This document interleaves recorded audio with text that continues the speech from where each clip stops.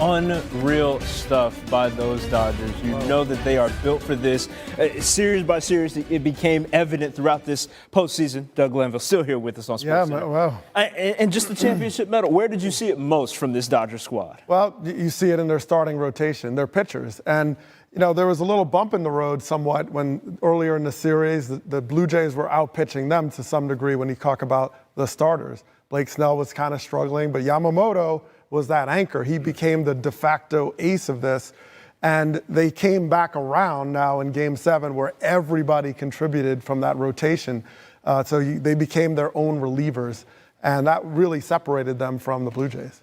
Talk about Yamamoto, though, because this is a guy, we said it a couple times there, pitched in Game 6 and yet comes back in Game 7 and does what he does. Put into context what Yoshinobu Yamamoto is doing in this postseason in terms of pitching.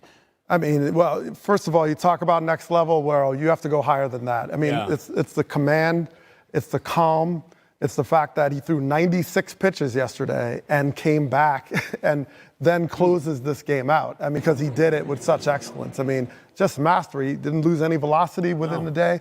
He was painting, control. I mean, that's almost impossible to do back to back. Every bit of the arsenal was available. Every bit. Him. And he became just the second pitcher. I want to make sure I get this right. Second pitcher in the last 50 years to win 3 World Series games in 1 World Series. But specifically to Will Smith. Him stepping on it on the top of the 11th gives the Dodgers the lead with that solo shot. What did you see him seeing there? Well, Will Smith is highly underrated in some respects, right? 3-time All-Star. He just had some tough second halves the last couple of years. He got hurt, and but this guy had a 900 OPS. This is a run producer and a catcher, by the way, that can throw you out and manage this pitching staff. So he does a lot of things. You hear Cal Raleigh's name, but then there's Will Smith and talk about the Dodger staff, and he hits for a higher average. So Will Smith has been clutch all year. He's hit a lot in the middle of the order. So you hear about Ohtani, Betts, and Freeman. Well, Will Smith has been carrying the team earlier in the season. So it's not shocking that he has this kind of pop, but he got hot. Sometimes when he gets in that pull mode, he's got the power to go with it. And he played the hero when it counted tonight with that big decisive homer. This is new on SportsCenter. Will Smith, World Series hero, speaks. Will Smith described that incredible Game 7. That was awesome. You know, that was the epitome of this series. Just 2 really good teams. That's a really good Blue Jays team, man. It's a really good offense. They pitched really well. It was going to be a fight. We knew that. And then, 7 games, 18-inning game in Game 3, extra innings this game. That was just a fight, and couldn't be more proud of this group of guys. What did you see in Miguel Rojas tying the game with a home run? Yeah, that was huge. Obviously down a run. That was incredible. We were so fired up. You know, we needed a little spark there. Obviously, he got it done, and that was great. That was awesome. He's battling. All right, you came to the plate against Bieber. What was your thought? Yeah, I'm just trying to get a pitch to hit. Luckily, it snuck over the wall there and put us up a run. I was fired up after that. That was awesome. Everyone was pitching in Yamamoto today, the day after he pitches in Game 6. What'd you see in him? Man, he's the MVP of this series. That was special what he did. You know, the 2 starts, complete game.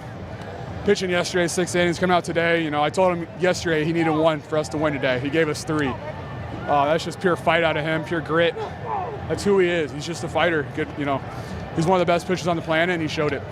Last one, you're the first team in 25 years to go back-to-back. What does that mean? It's incredible. You know, it's a lot of hard work the last 2 years. Last year's team was special. You know, that run to win it was amazing. You know, we came in with the goal this year to repeat, and we did it. We finally achieved that goal.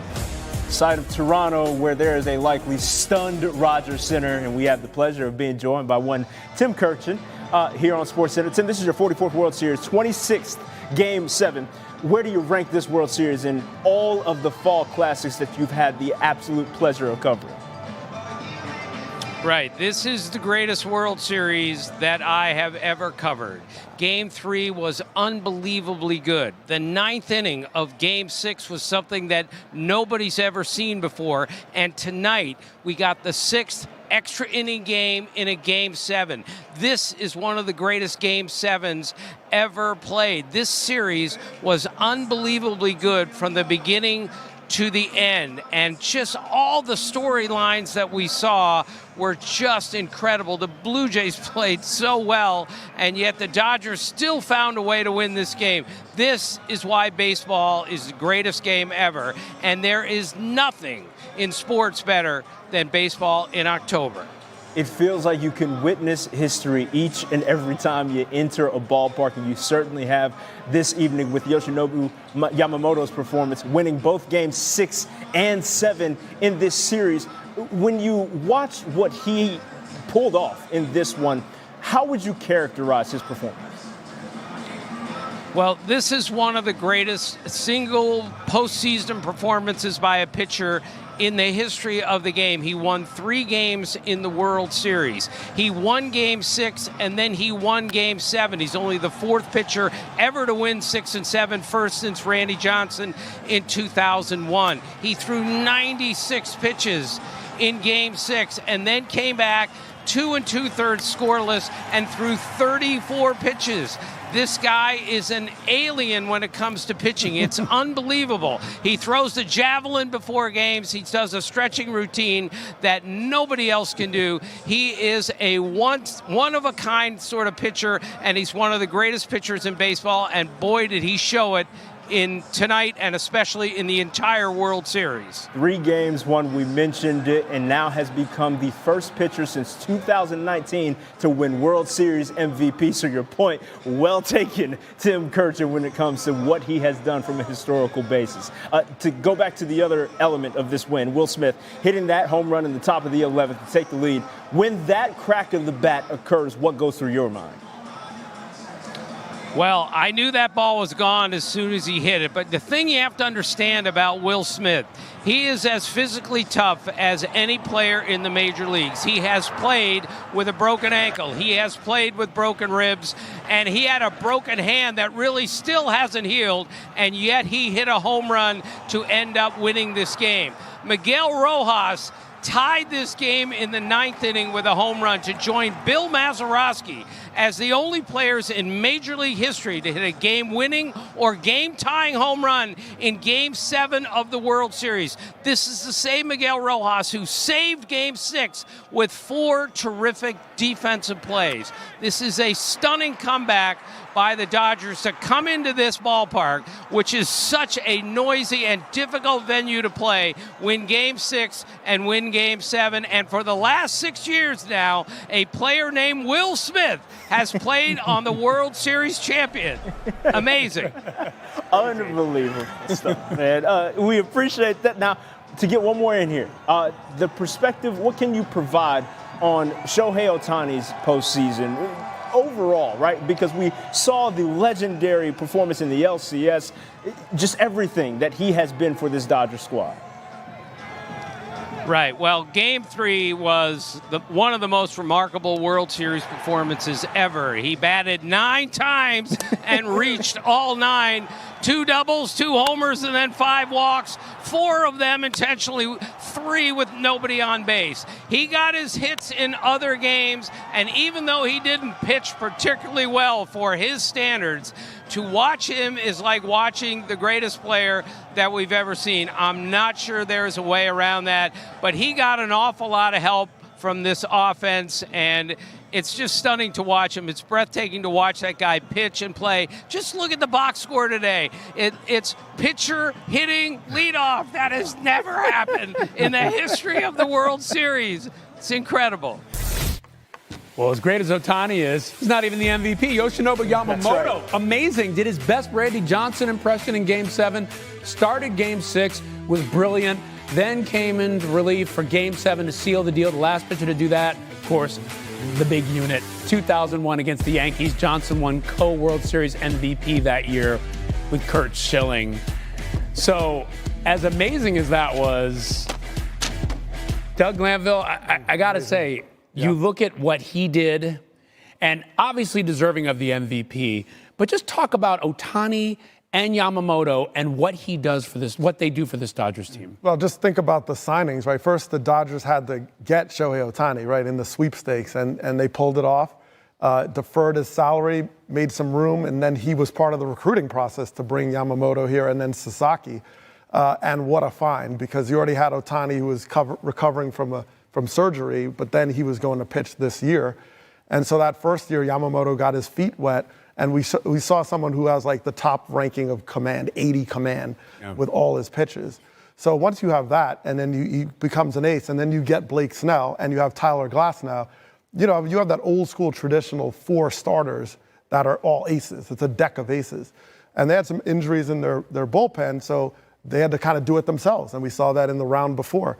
And once that tone was set, where Yamamoto's like, give me the ball, I'm going to go 9, I'm just going to keep going, you're like, oh, I don't even need a bullpen.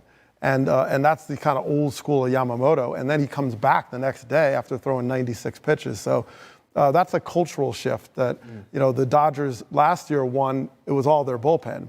This year was the starters, and they show their adaptability. So although they have a deck of stars, they also have a manager that kind of knows how to maneuver those stars, which is not easy because you have the egos, and he finds a way to get them pulling in the same direction. Yeah. Switching to the offense that found a way to get it done for this Dodgers squad as well. We're talking 3 of the 5 runs they scored via the home run. We knew that was, you've mentioned before how it's going to be a matter of not only slugging, but moving guys across the line. Yep. Can you speak to how that offense was also able to adapt given how Toronto was pitching them? Yeah, I mean, they pitched well. Will Smith mentioned it in his interview. Like, they were locking them down because they weren't getting 3-run homers, and they were just kind of chipping away a solo here and there.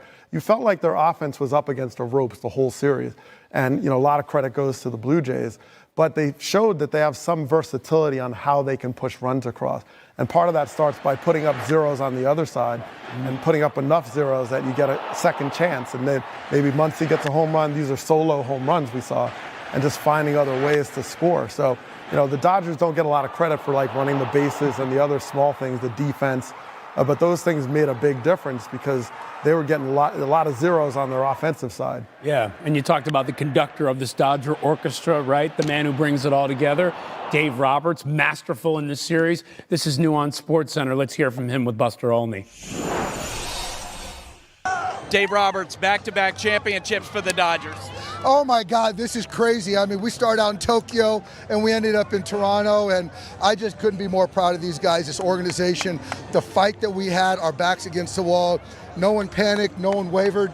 My message has always been, you guys got to keep believing in each other. And if they believe in each other, I'll believe in them. And, guys like Miggy, Yamamoto, Will Smith, all the way down the line, Mookie coming up big, Muntz, just Glass, the young kids, Robo, She and all these guys did it, so it's a huge group effort, and we're 2-time champions, back-to-back champions. Emotional moment for you when Rojas hits the home run, it looked like. You know what, Buster, I always tell our guys the game honors you. And the way he takes it every single day, a great teammate, plays the right way, says the right things, the game honored him in that moment. Congrats, Doc. Thank you, guys.